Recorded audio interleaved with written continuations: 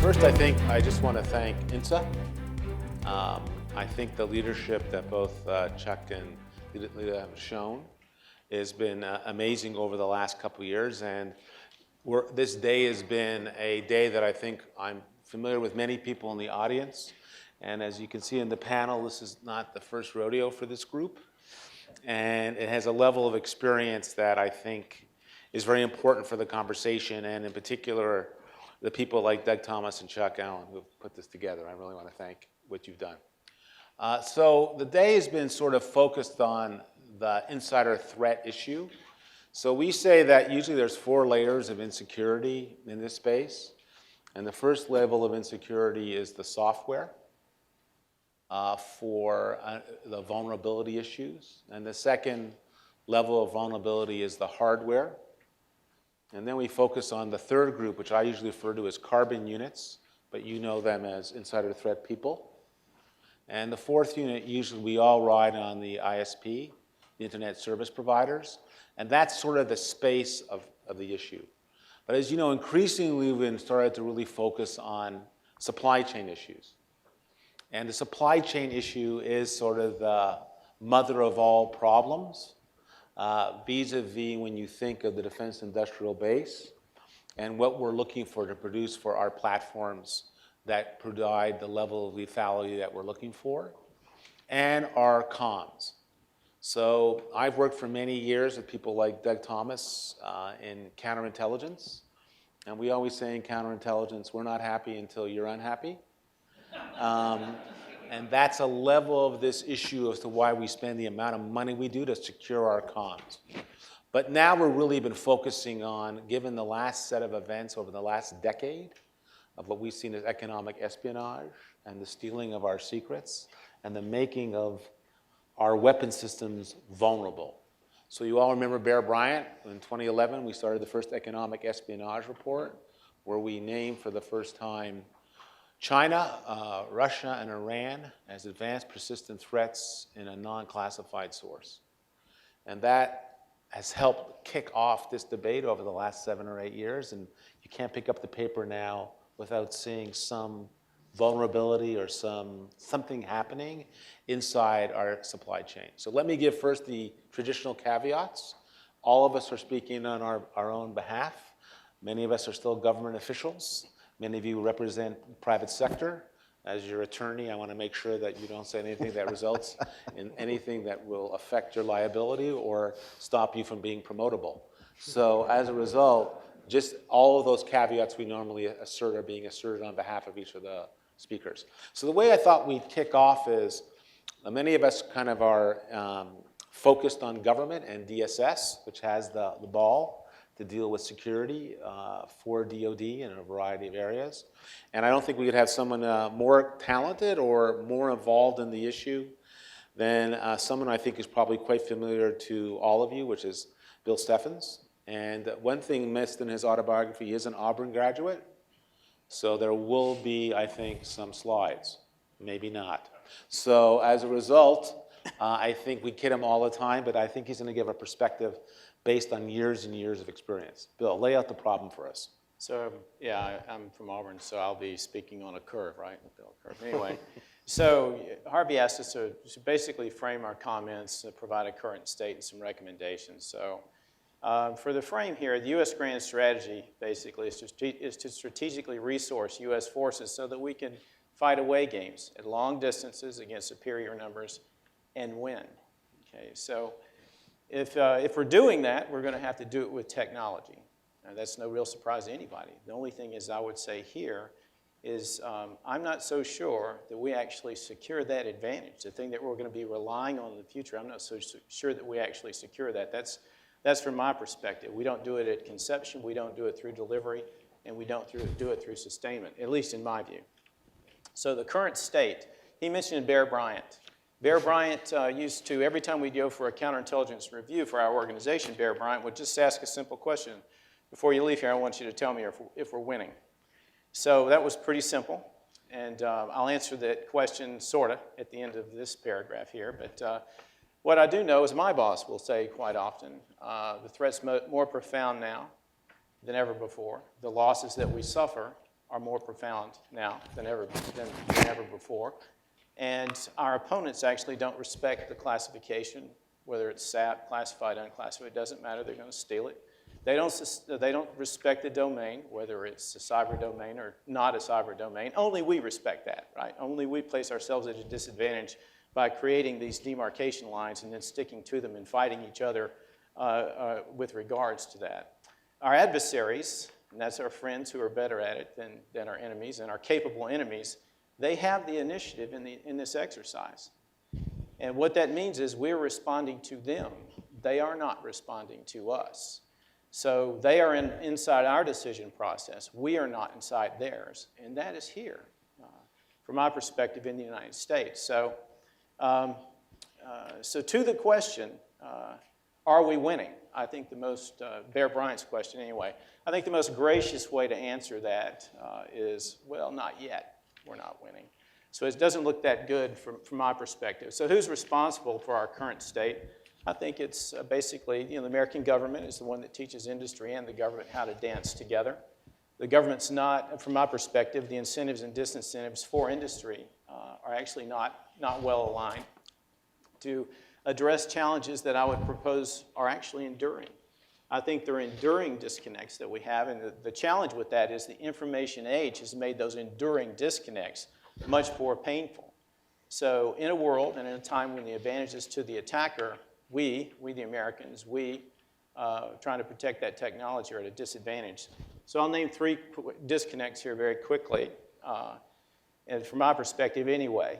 And have you ever thought about this? Those who will be taking casualties on future battlefields are not the ones that are making decisions today on how well we should be securing the technology that we'll be placing in their hands to save their lives and to win our national interests forward. Another way of putting that is your kids, my kids, your grandkids, and my grandkids will not have the advantage in the future because of that. So I would propose we need to think a little more about how it is and what it is that we're trying to protect, that technological advantage for the American military strategy moving forward. That's first. Second, the security and the acquisition of weapons is managed as an expense to be reduced, and I'd propose maximally reduced. It is not managed as a national security objective to be achieved in the delivery of an uncompromised weapon. Okay? So it kind of goes back to the first issue. Gosh, if our national strategy is based on this, you would think we would be spending just as much energy doing this as not. Next, for the taxpayer. If you ever wondered about this also, we talk about, the cost of a weapon, but what we look at dollars, right? So, but what would it not be a better measure to know the difference between a compromised weapon when compared to an uncompromised weapon? Wouldn't that be a better measure? And if you look at total cost, which would include lives lost or saved on a future battlefield, which again would be your kids, my kids, and our grandkids, I think that would probably be a better measure, and it would more acutely focus us on what really matters. So those are my brief comments there, folks. So recommendations. We need to link the depth of our need for the technology on a future battlefield to an urgency today in securing that technology. Second, we need to place security at least on par with cost, schedule, performance, and weapon delivery. Third, we need to align the authorities' responsibilities and resources so that we have incentives and disincentives to overcome those disconnects that I mentioned earlier, with the objective, I'd propose, of delivering uncompromised weapons. We do have an initiative ongoing now that we call Delivering Uncompromised, and we're about to get to the end of the white paper. It should be presented before the end of this month. And it basically talks about tax incentives for industry, insurance incentives for industry, change in litigation strategy to advantage us all and align our interest, international norms to ensure we're not stepping on any toes, and warranties and representations. So that's really quite in-depth, and there's a lot of stuff associated with that. But I'll take one piece out of that and briefly give some specificity. So what would a company be asked to do? And I want to say this very clearly again. To me, it's the government's responsibility. And the government, in fact, would align the resources so the firms are actually paid so that they would be competing and they would present these things as a comparative advantage that they're proud of achieving. So basically, an insider threat program, a lot of detail associated with what that could be, but basically continually monitoring your people, processes, and systems for insider threat. Second, continually monitoring your supply chain. Third, red teaming it. Fourth, ensuring the government can red team it. Fifth, refresh the people, processes, and systems so that they function at state of the art. And what does state of the art mean? State of the art basically means that's a moving target. So basically, delivering uncompromised would mean in a post-event review that a firm was operating at state of the art. And so that was the challenge, and a bunch of lawyers said, especially the one here at the end of the table, said that actually is doable. And finally, convey it through the primes down to the subs. That's a lot. It would require the shifts that we mentioned earlier, using those 5 different incentives for industry to get this right. But I would propose, and in conclusion, if we don't do it, our children and grandchildren will be eaten with wooden spoons. That concludes my remarks. Thank you, Bill. Thank you for laying the table. So as remember what the last panel demonstrated through the artful moderating of David, lawyers can be your friend. So now that this government has sort of laid out part of the picture, let's go to one of those ma and pa groups in the DIB, Boeing. The smallest company. Boeing, the kid on the block. What is your sense? You guys have been in the papers for a variety of reasons, both negative and positive. How do you understand the risk management based on the world we're confronting now? That's a great question, and I appreciate Bill's comment. I think I'd like to take maybe a quick second. Boeing, $100 billion, 70 commercial, 30 defense. I'd like to focus my comments on the defense side because that's really what the government drives as security requirements. Over the last 10 years, you can see a very large marked shift in cyber being, other than a very nice adjective, adding a new verb and maybe a noun to it, it's got a lot more specificity. And by that I mean 10 years ago when cyber came out as a threat, when we all knew from a special access program in back rooms, there was a lot of exploitation going on around the world and very specific things that were kind of cyber at the time. Today, it's showing up in RFPs, it's showing up as a key requirement, it's showing up as a mandated requirement. The services are starting to adjust the way they buy their material solutions with different phrases and words. CyberSafe in the Navy, if you've not heard of it, is fairly interesting. It's the goal of the Navy is maximum reasonable assurance that a platform will be secure and resilient. What's that mean? Resilient and survivable. If someone's shooting at me with a gun, my platform will be protected. If someone's shooting at me with an electronic gun, my platform will resilient and work through it. Back in the early days in the 80s, we used to call working through jamming. You just keep transmitting and you hope the jammer, you're catching it in between. So what the Navy's done to help on the risk management front is they've put it in levels. And you have a very top tier level, which is, say you have a platform or weapon system that's going to fight in a certain region of the world, that we're very clear on what the threat is, we're very clear on what the attack vectors are of that aircraft, as an example, or other things, or antennas or apertures.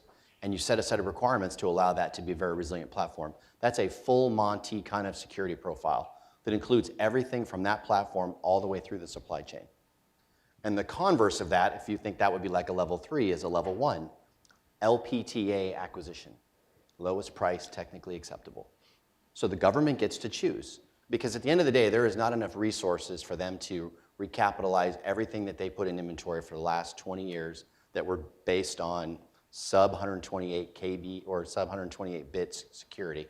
Not possible. But over time, you can see them starting to do a great risk management process of how they actually load it in and not look for a spy behind every rock. I'm a counterintelligence guy by training. I love it. I could say it. We do have an affinity sometimes of trying to come up with every single reason why not to do something. I think more of the focus in the future should be designing with security in mind. And I think, Bill, you hit on that especially. The government is spending a lot of time now also on risk management, doing a lot of model-based systems engineering up front. And what's that mean? Long story short, you think a lot more before you start bending any metal, writing any code. And you start thinking a lot more about how that platform is going to interact with everything in its environment and how much it's going to cost to repair, how long it will do this, how long it will do that. And you incorporate some of those kind of key learnings in there. One thing I did want to comment on risk management, which I appreciate you asking also, is there is some new government tools and programs that are in place for commercial programs. NSA has something they rolled out a couple years ago called Commercial Solutions for Classified. Pretty interesting in the sense that it allows you to use Suite B security instead of Suite A, or Type 1 instead of Type 2, if that's your older vernacular. But essentially, it's of all of the commercial capabilities in the inventory, whether it be routers, computers, voice over IP kind of setups, there is a whole set of rigorous kind of security protocols that the vendors can put their products through. It's essentially running it through NIAP, National Information Assurance. It's got to have a FIPS requirement. It's got to have a CSFC NSA validation, and it's got to be checked off by a third-party vendor. So I just think that there's an example on the LPTA side of a tool set that's very helpful, vice the tool set on securing a larger weapon system, which is a lot more robust and requires more robustness because of the resiliency requirements. Thank you. Great. So we've heard from sort of the government and a classic prototypical large part of the DIB, right? What we call an archetype, a Weberian ideal type.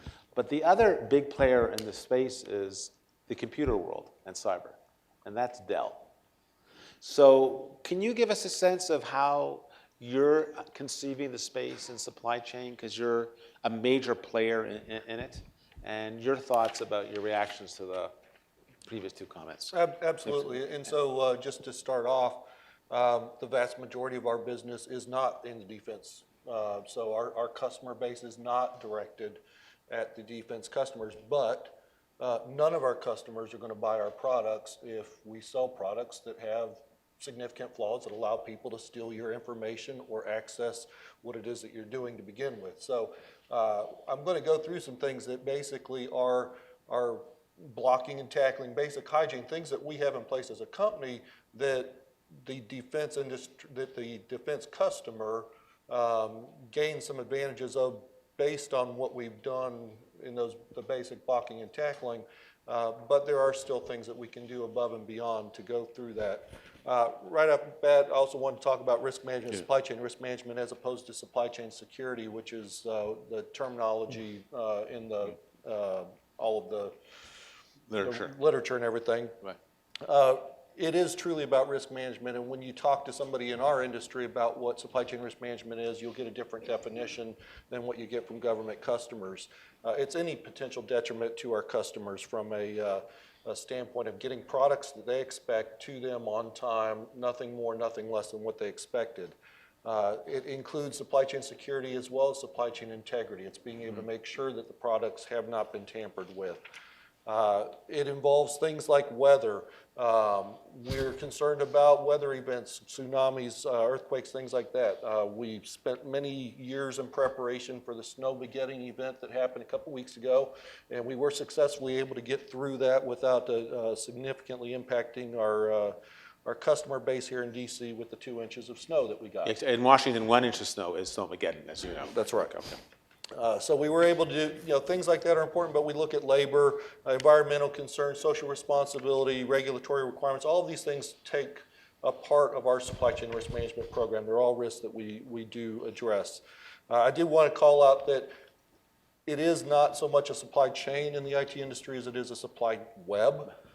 There's a lot of overlap between our supply base at multiple tiers with our competitors. We share a lot of the same component suppliers. A lot of these are commodities, things like that. So there's a lot of overlap. I was asked to talk a little bit about threats to Dell supply chain security, and really it's all about protecting people, information, and assets. Loss prevention has been something very important to Dell from the beginning. When you have things that consumers like to have, you have to protect against theft. We have to protect our intellectual property. We have to protect our customer information. And then obviously malicious or intentional tampering with products is kind of one of the more recent concern areas that the government has about our IT products. And that does end up coming down to some insider threat, but it's a unique spin on insider threat because it's not the insiders in your company It's the insiders that are in 2 or 3 or 4 or 8 tiers down in your supply chain that you may not even know that that company necessarily is doing what they're doing, or that the people that work for that company are doing what their roles are. So it's people out of your control, out of your country, out of your jurisdiction, out of your direct control that you have to have some concerns with. Potential impact of those threats on Dell, obviously assets, property, things like that, there's dollar value. If there's a breach, it is about our brand, it is about customer trust, as well as potential fines and things like that that can come from it. But obviously people are the top priority. It's important to understand that there are cultural differences globally that make people, some of those concerns are very different. When you're in a country where extortion and kidnapping is common, where employees that work for you as a global company are in a situation where it's not uncommon for somebody to threaten your wife or your children with harm if you don't do something for them from a criminal standpoint or something like that, it's important to understand some of those cultural differences. As far as the impact on national security for Dell's supply chain, I'm married to a pediatrician, and as she was going through med school, every drug out there, the potential consequence is up to and including death. Same thing here. The potential threats, the potential impact of threats to national security, if Dell is breached and a government entity uses a Dell computer, it is the most severe that it can be. Our biggest concerns really are breaching of customer information, which allows an adversary to target specific systems or specific components going to that particular customer, and then any tampering at all, that, you know, the result is any type of a backdoor, any type of result from any malware of coding vulnerabilities can be the potential result. How do we mitigate that damage? What we call defense in depth, defense in breadth, multiple layers of protection throughout our entire supply chain, end-to-end life cycle, whether that's physical security, information security, which is protecting not only customer data, it's our intellectual property, as well as protecting our corporate networks and our systems that manage our manufacturing. Personnel security is the third aspect of supply chain security. Not only is that the onboarding, the background checks, things like that, but it is the annual training and awareness. And then from an integrity standpoint, hardware integrity, we do many things, best practices, identifying each of our high-risk components with a piece part identification number that allows us to have traceability back to the suppliers. The way that we purchase our products from the suppliers, it's a little bit different from some of my counterparts, which you're buying parts that haven't been in production for 30 years.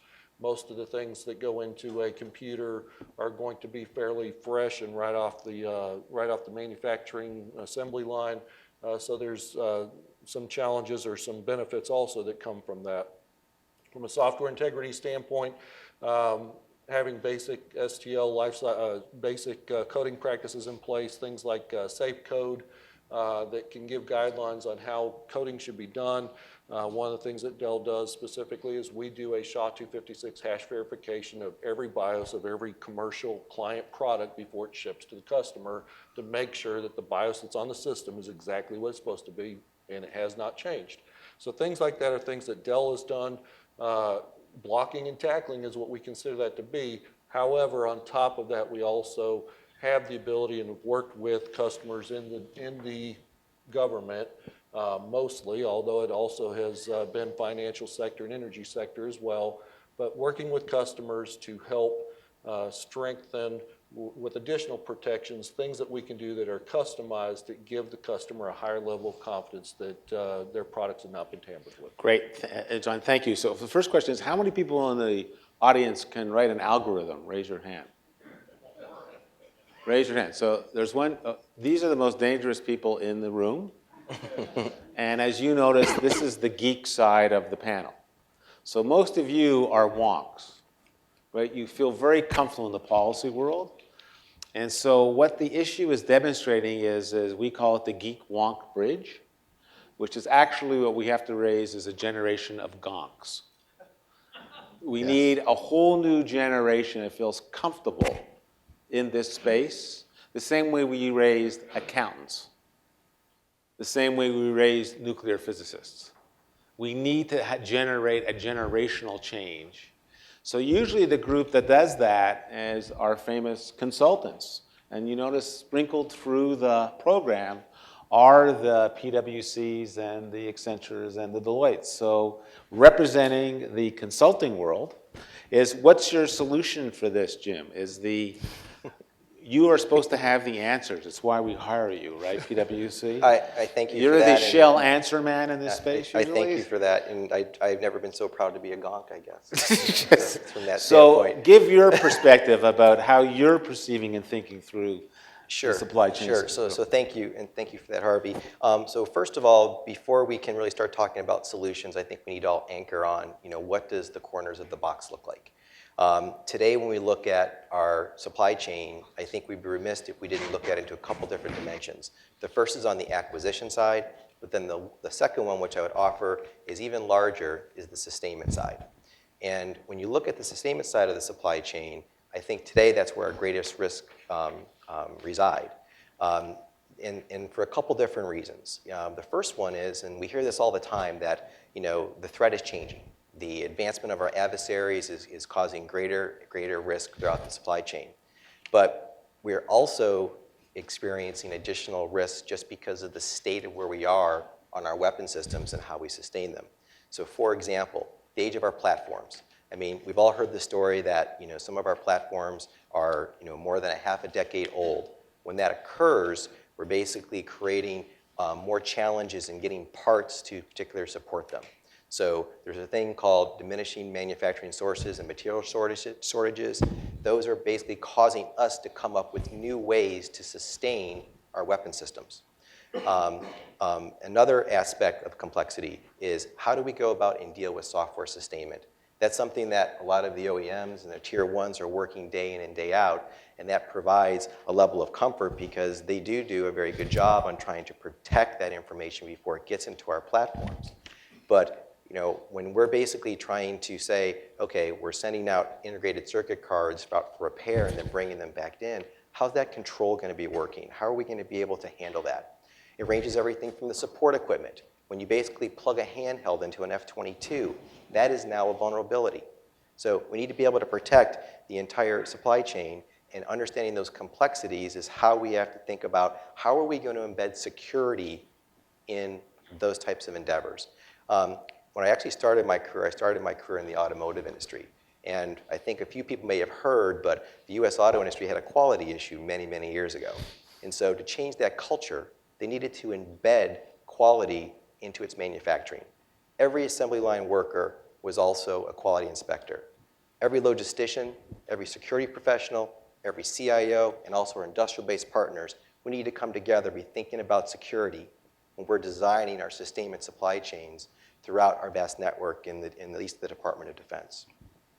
Another angle that's causing challenges for us is the needs for new methods and capabilities. So Harvey and the panelists today really set a great backdrop on how the cyber implications are impacting our supply chain.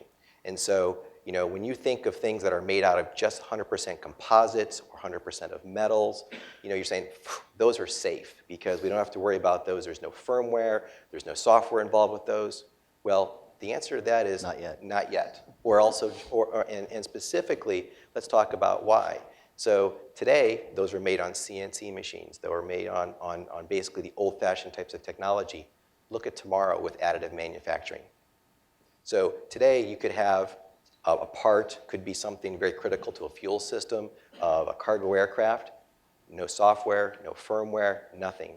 But if it was made by additive manufacturing, and that program got corrupted before it got to that 3D printer, there could be a wall thickness problem, there could be an air gap, there could be just a different in terms of how much fuel goes through during certain performance levels. So the things that we feel are safe today may not be safe tomorrow, and we need to evolve how we do security as the new methods and capability of supply chain. Another example, and this is one I'm sure is very near and dear to Eric's heart here, is the delayering of the supply chain. So I don't know if many people knows exactly what that is, but there is a great appetite, at least in some corners of government, So, the government doesn't want to have to go through the OEM, the tier 1, the tier 2, the tier 3, and finally buy the part from that tier 4 supplier and then have it go all the way back up. They want to buy the part right from that tier 4 supplier. And what that is, in their mind, it's actually lowering the cost of delivery. They call that the total landed cost of that part. Well, throughout that supply chain, there's value being added to that. And so, when you go through and you're working up the supply chain in the tier 1s and the OEMs, we have the processes in place to make sure that that part is safe. When we delayer the supply chain, we're also introducing additional risk. Again, a new method and capability, we need to start thinking about security now. So it's almost impossible to frame the corners of the box. We need to have that kind of perspective in mind in order for us to kind of come up with some of the solutions. So let's talk about where we currently are. I think there's been great strides that's been made in the acquisition supply chain. Things such as anti-tampering, unique identification, the tracking and custody of change of parts, I think it's very, very, starting to really improve. I also think that the communities are coming together. Some of the instructions that have come out, like 5200.44, sort of the white paper that you referenced sounds like it's going to be well received by industry. So I think that's wonderful. And but I still think there's more work that can be done. And that, again, we need to bring all those people together in order to come up with these unique solutions. And that the other aspect that we need to make sure we're looking at is that, there is a lot of challenges with having the budget to fulfill all the needs that we have in terms of delivery and readiness. How can we make sure we're able to provide this level of protection without increasing the cost of sustainment, because that directly impacts how much readiness we can provide to our warfighter. So a few things that I would recommend that we could focus on. So Harvey, here's the big answer that you're looking for. So the first thing is that I appreciate the pro bono aspect of it. Absolutely, absolutely. So the first thing is that I've already alluded to this, that when we're thinking about supply chain security, we need to make sure that that's a mainstay requirement when we're looking at new supply chain methods and capabilities. So an enterprise solution is what's going to really be needed. We can't look at the 4s, the 2s, and other communities inside of the department separately. We also need to make sure that industry participation is key. I think that creating an incentivized information share environment, which sounds like the white paper is heading that way.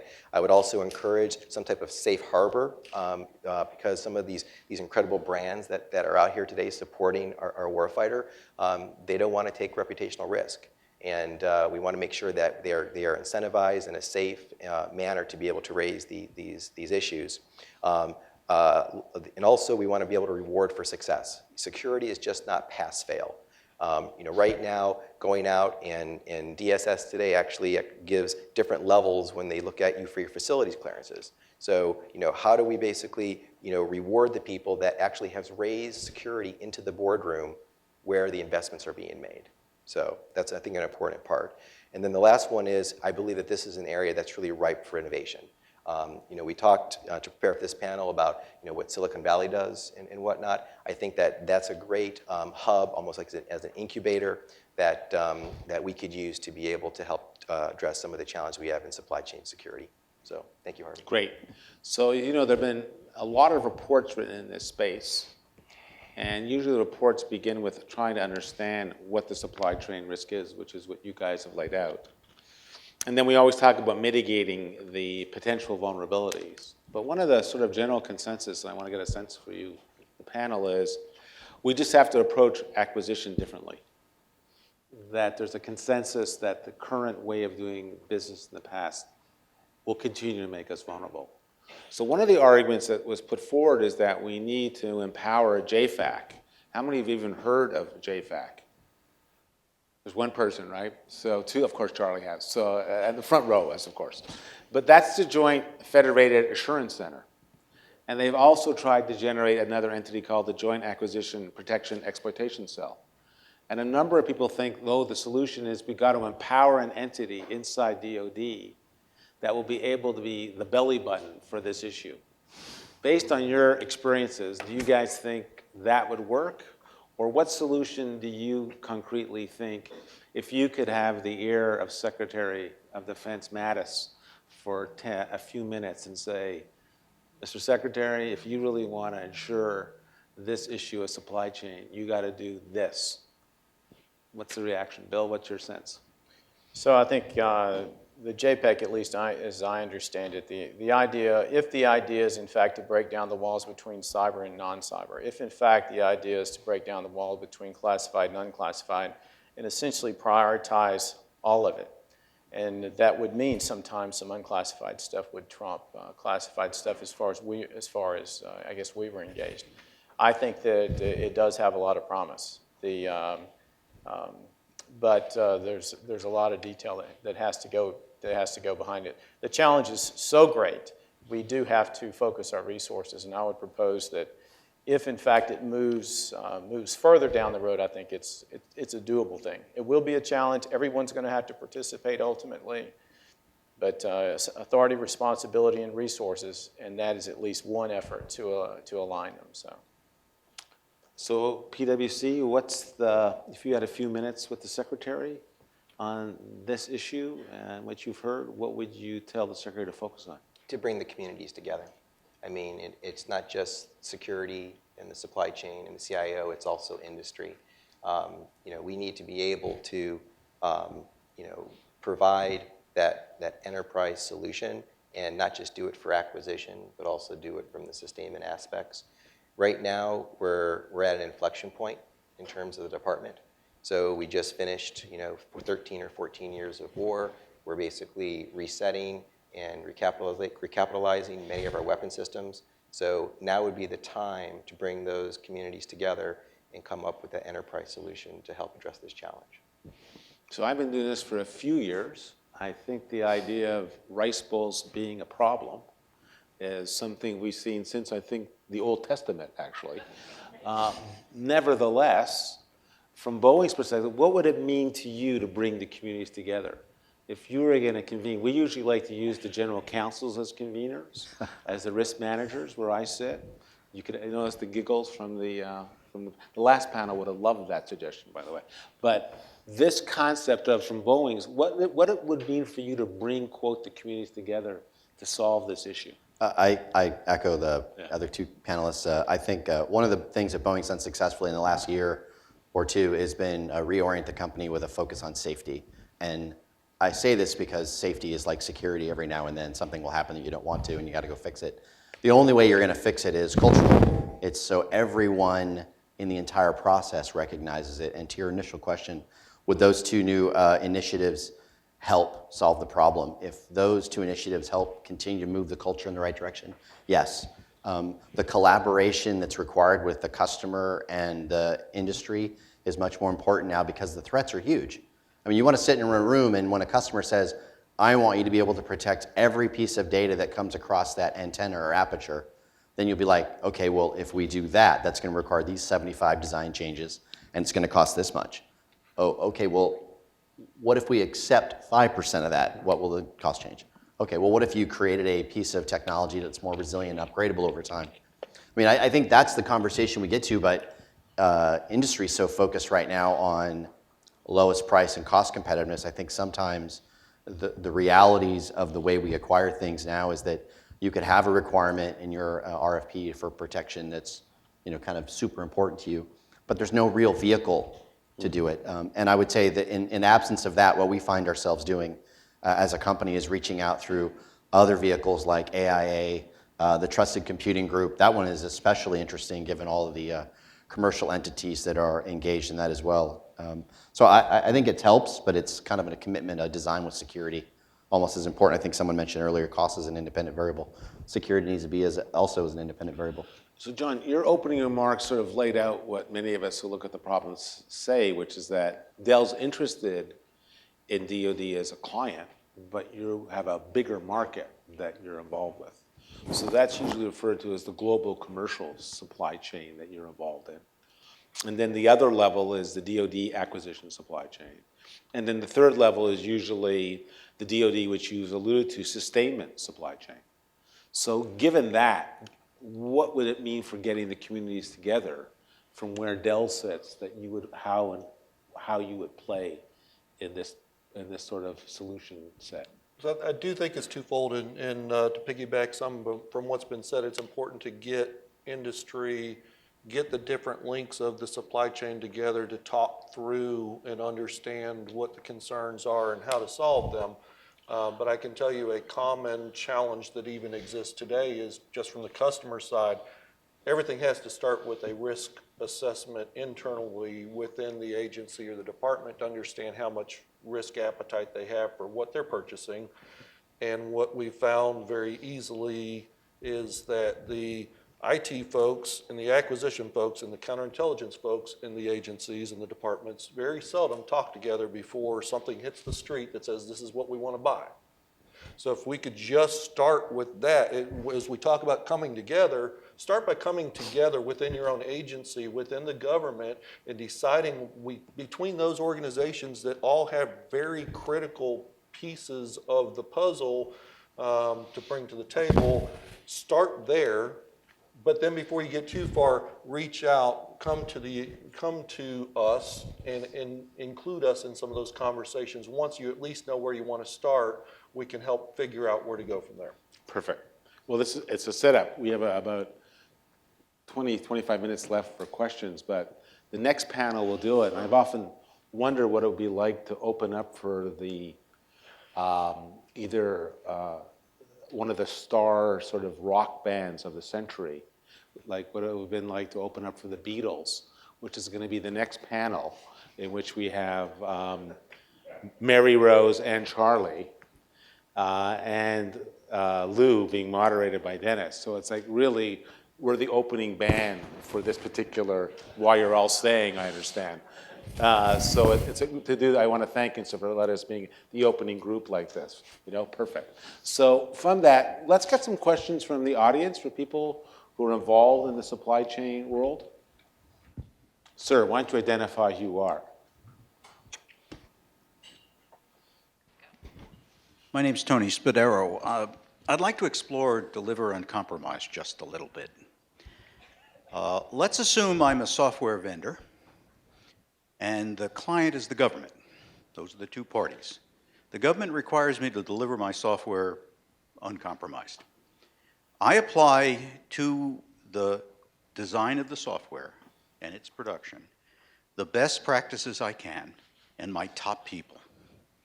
And of course, it takes some time to get this product delivered. So by the time it gets delivered, the adversary, who has better top people, have found there's really a zero-day defect in my software.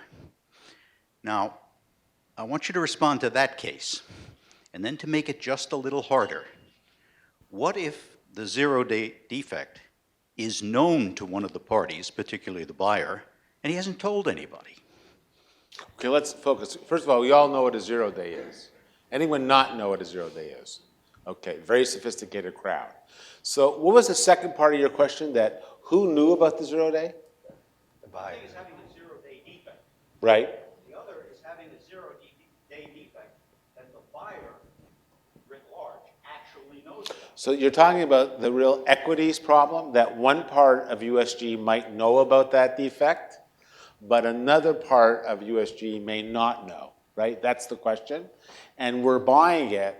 And then the question is, and I'll open it up to the panelists, what do you think would be the appropriate process and procedure that, in this case, DoD would do when it understood that it was buying software that potentially had 0D defects that it knew about?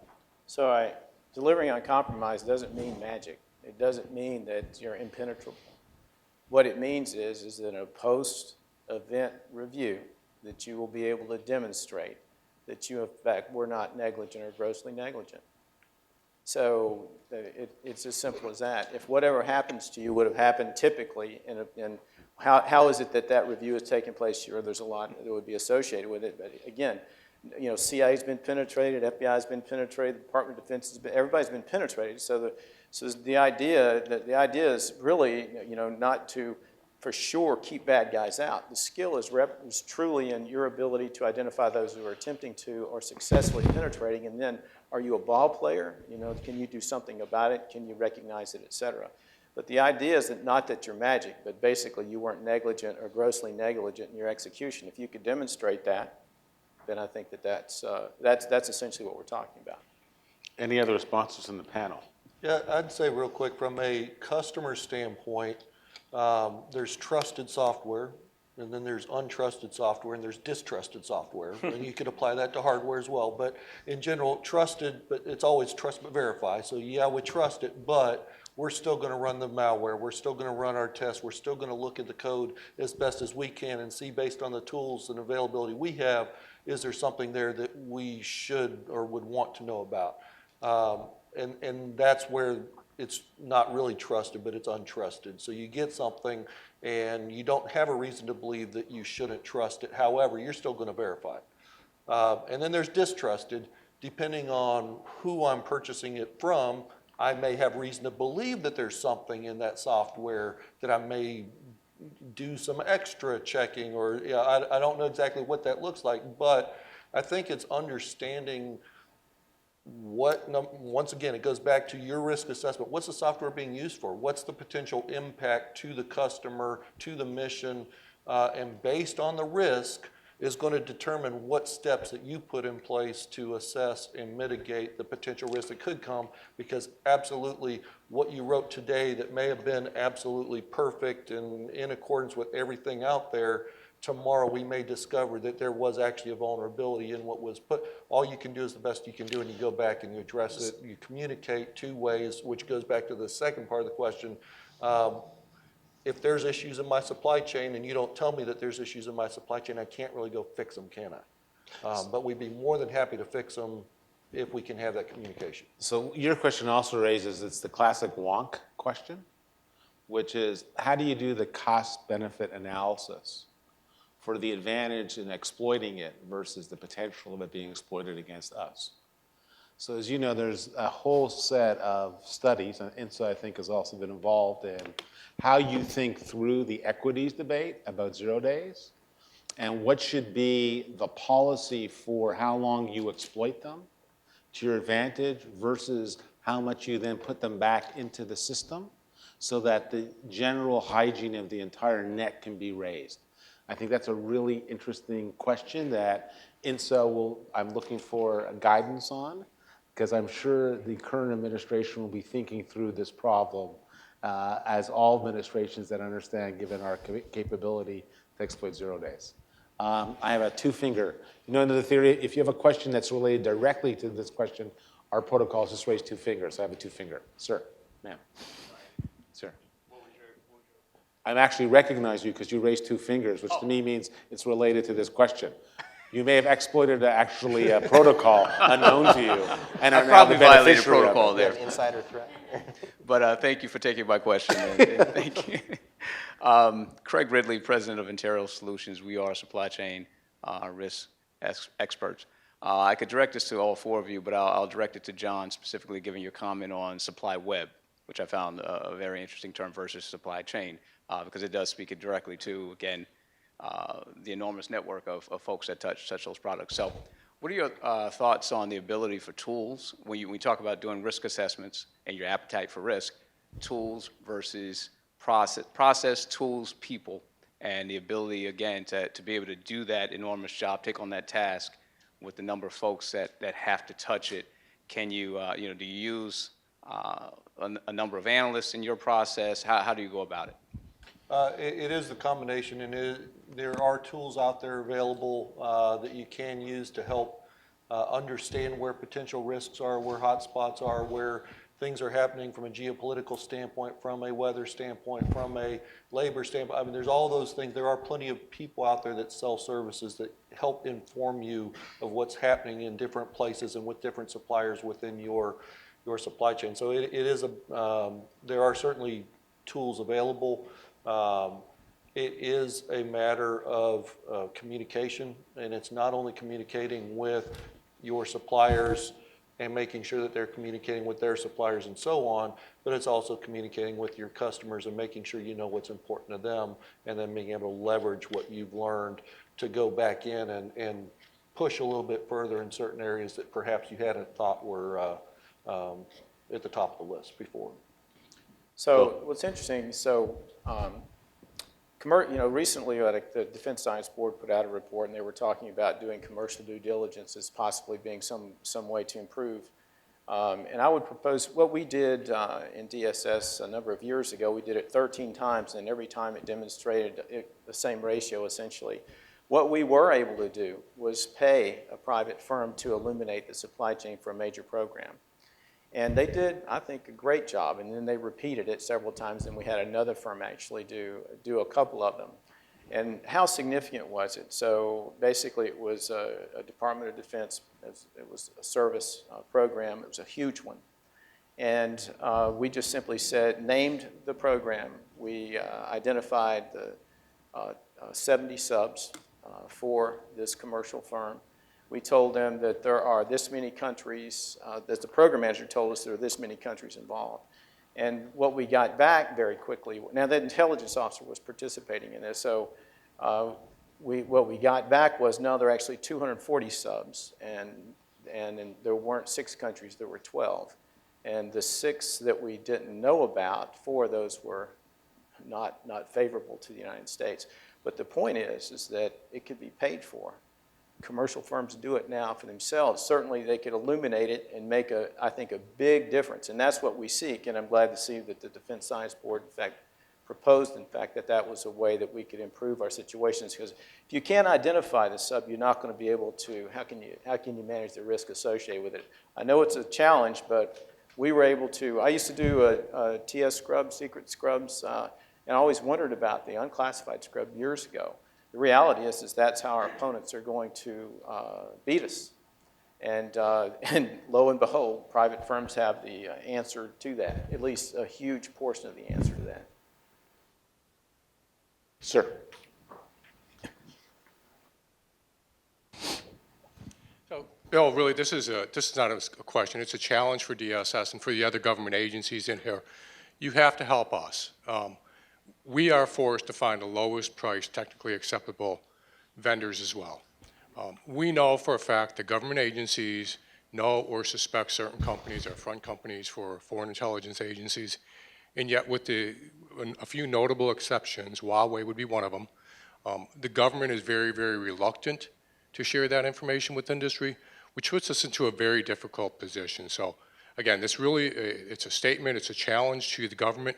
You guys have to figure out a way to overcome your legal concerns so that you can share that information with industry, because we need that information and we're not capable or equipped to collect it ourselves. So one of the working groups we had, one of the individuals from Silicon Valley said, what exactly is the United States government position and policy on the purchase of companies that are critical to our defense industrial base? What is the true CFIUS policy? And of course, there was silence because it's unclear if we have stated a thorough policy about what our understanding for acquisition is. But what's intriguing is we have some representatives from the private sector here. So for Dell and Boeing, what is your conception about how you think you will go about for joint ventures, and how you see the marketplace evolving and what that means for potential risk for the other side of your business, which is supplying the Department of Defense? What do you guys think? I mean, it's an unfair question to you because I don't think you're an M&A. Actually, I can answer that. I've acquired 7 companies for Boeing. Excellent. Yeah, it's set me up. I had no idea. So there's a couple things we think about whenever we do those type of efforts, and I would say due diligence from our perspective, it's not just a word, it's kind of like, it's etched in stone. You're a large company, you're looking at any little company or any venture and anything that can potentially do damage to your business in every foreseeable way, to include security. And you're even putting extra precautions in place, pre-announcement, post-announcement, in preparation for hypothetically an onslaught of, let's say, unwanted activity on websites after a company announces they're going to acquire another company. It's not unheard of for that to occur. So there's a lot of preparation that goes into it. I think what you're driving to, though, is on the policy change. I just saw something come out from the last administration on M&A policy and really identifying kind of outside of CFIUS and Hart-Scott-Rodino, kind of the ability to say, I get a pick. And that's the way it should be. At the end of the day, the policy is described pretty much broadly as, hey, I don't want the top two people combining because, that's going to drive pricing differently. So, but I do think they were very specific in other ways to say if a supplier that's going to be acquired owns a specific piece of the supply chain that is critical to and I use these words because they're actually defined by law, national security system.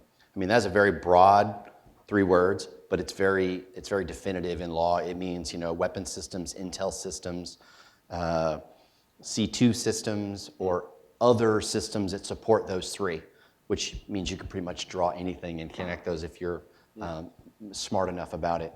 So I think the government's created themselves in the last administration. A policy document came out, DoD directive. I think Secretary Carter signed it before he popped smoke. That pretty much says, hey, I get a chance to choose, which I think they will invoke and should invoke any potential way they need to protect the country. And because that's a huge threat factor, because at the end of the day, I look at information that's being stolen by our adversaries as not yes, it's espionage. For them, it's how do I make up 10 to 15 years of not spending R&D? I mean, it's a time problem for them. I mean, we poured money into things like aircraft for decades, and they want to catch up in 5 years, 4 years. And it's all about competition. So, I mean, take your counterintelligence hat and put a competitive business hat on and read Michael Porter's Competitiveness of Nations. This is about a fight, and everybody covered it, but it's a fight about money at the end of the day. And the information is really kind of the brokered term that allows me to get there. And the policy is all about how I want to keep it from the guy who's trying to steal it so I can be just a little bit more competitive for a little bit longer. So that's great. How many have actually read Porter in this room, would you say? So if you want a great Hanukkah present that's coming up for Passover, or get Porter and read Porter about competitive nations. Yeah, right next to your Western Civ and your Western Lit book. It's put you really to sleep great right at bed. if you're having trouble sleeping. But that question that you're sort of raising is, so either you copy it, you steal it, or you buy it. And our adversaries are using all 3 techniques. So that's what's kind of intriguing about how we're supposed to respond to what we would, if we were them, a similar type of approach we might be taking in order to get competitive quickly, right? Hypothetically. Yeah, right. Hypothetically speaking. So does Dell want to talk about how you do your Just JV? a couple quick comments. So from a Dell standpoint, Michael Dell's vision for our company really is to become an end-to-end solution provider. And so Dell has acquired multiple companies over the last decade that have all had a piece where there's been some small overlap, but it hasn't been purchasing a company to double what we have in a certain area. It's been to go after technologies or capabilities or services that we didn't have inherent that we felt were critical to providing that overall end-to-end solution. So whether it's EMC, and with EMC came RSA and VMware, things like that, SecureWorks, other companies that we have gone out and acquired have been more from that standpoint. The challenge, I think, isn't so much in necessarily how Dell would go about doing their acquisitions as it would be just the global marketplace. And it is when the commodities start to collapse and there's fewer and fewer companies that are making a particular thing anymore because the market has gotten to that point, especially when all of those companies are outside the United States. There's not a lot that anybody in this room can do to help control or mitigate some of that very easily. So it's just an awareness, but I can speak, with knowledge of how we've done it over the last decade. But I think that the bigger challenge is it's a global marketplace, it's a global economy, and not everybody has U.S. national interest at the top of their list of priorities. More questions? Sir? Why don't you stand so they'll be able to see who you are, and then pass the mic down. Thank you. Considering a lot of the research that's predicating new technologies, both on the commercial and government side, is occurring in the public sphere, in academic circles or something of that nature, what is the footing that a supply chain risk management organization can take to help mitigate the risks of that open research, that academic level research on unclassified or unsecured networks, getting into technologies that are then used in the defense field? Any network? guys? Was the question more of how do you leverage new commercial technologies into defense? I was trying to, I mean, maybe I didn't understand it exactly the right way. Just to clarify then, if you have a defense technology or dual-use technology that could be used in avionics, whether that be on a Boeing plane for commercial flights or a Boeing defense jet or something of that nature, given that whether it's the avionics algorithms or some widget within the plane itself may have had research that occurred in an academic environment with not just U.S. persons researching, once it comes into the commercial space or the defense space, how do you go about ensuring that it's not just a compromise potentially of a chipset or a widget, but rather the base level understanding of that technology that could then be used against it on the battlefield or competitively? Oh, I get it. Okay, it's more of a, how do you know if you select a piece of technology and it's designed to be kind of bad from the get-go, if you can thwart it? I'd say some of the things that we've done in other products that are in C2 systems, as an example, is you're designing things into both the hardware architecture and the software architecture to be many layers of defense. So you're designing in things that you know for certain are trusted. I know Dell uses this as well, Trusted Platform Modules, TPM 1.2, which is a hardware form 10 by 10 millimeter chip that goes on PCB boards that allows you to do a lot of attestation at boot, just as an example. There's a software variant of that, 2.0, which is software driven and it's not hardware driven. And the primary reason that exists, kind of to your point, which is kind of interesting, is that the TPMs at 1.2 were illegal to be shipped into China and Russia because they didn't like the fact that we could submit a piece of technology into their country that could be attested or not, potentially thwarted. So they lobbied in the Trusted Computing Group through the carriers to go to 2.0, which allows the carriers to make one, sell many, many different places. So there is a lot of that. I think it's just you have to be open to the fact that, again, this goes back to money. Anyone's going to put time, money, and effort into a piece of tech solely for the purposes of subverting something, yeah, definitely be worried. But I think at the end of the day, it's really to sell something. And using kind of a design with security in mind kind of attitude is the only way to kind of overcome that particular problem set you pointed out. So I don't know about you, but when I heard the motherboard, I got very excited about the thing. That's usually... We could talk about layers of PCB boards if you want. That would be That's when you exciting go into too, and full geek, cross-sectioning yes. for QA, Yes. but no. When you go to full geek, that's what I get Yeah, excited you want about. it full on. Let me add a little bit to that. I would almost reverse that scenario and say that you're going to be very unlikely to find technologies that are only being developed by cleared U.S. citizens in a facility of people that you trust.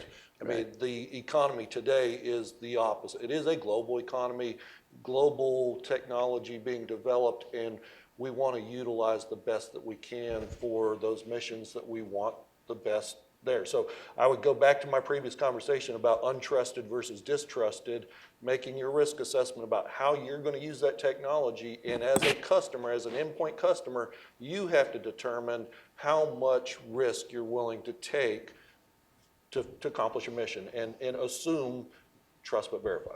So I know the time has flown by. Let me take one last question, but I'm going to ask the panel to give you 2 minutes. Oh, Mary, I'll pick 2 questions and then we'll do a lightning. No, we can do Mary.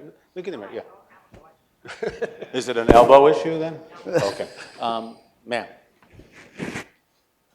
I'm Deborah Best. I'm from the Institute for Defense Analysis.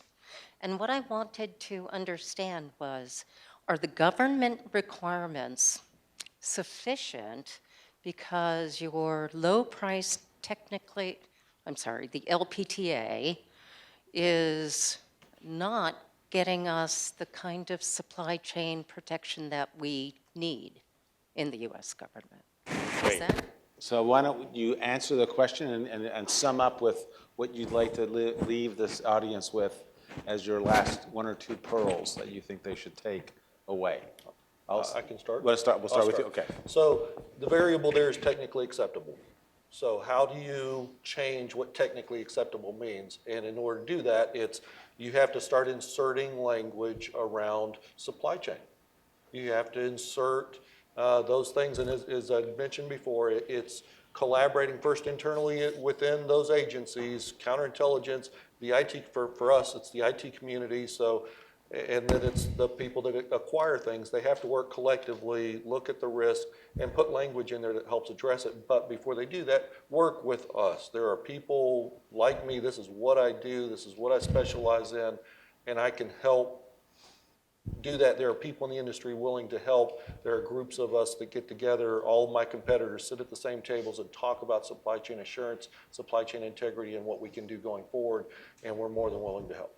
I don't want to walk out on this, but DODI 5000.02 makes secure design and realistic risk assessment a core element of the programs. So I think your question is, do we need something more than that, or do you guys think, as we go on, that's sufficient? Well, I would say it takes DOD 10 years to do anything once a policy, no, seriously, and I'm not trying to be negative. It's such a large organization that by the time a new policy comes in, and by the time you roll it through all the training and the .MLPF, Doctrine, Operations, Personnel, Facilities, it takes that long to get a cadre of people that know what they're doing at the 03 through 05 level to acquire something. Long story short, is the government doing it? Yes. On the LPTA side, the NSA program for commercial solutions for classified is trying to address that a little bit. There's also a CSFC trusted integrator. And then on the high end, weapon systems, I've started to see those requirements getting rolled in. So I would say the requirements are getting in. It still does come down to the government wanting to buy it and valuing if that requirement is met or how well it's met. And I think that's what my colleague was mentioning. Right. And I agree with what the two gentlemen prior to me said, but just to give you another anecdote, not all the time, but many times, the government will ask as part of a solicitation to submit your supply chain risk management plan. Also, many of the times, that information is not required until after the contract's been awarded. So, I'm not going to talk about specifics, but if that was, that policy you talk about, and if that was up forefront, that really should be an evaluation criteria for the awardees.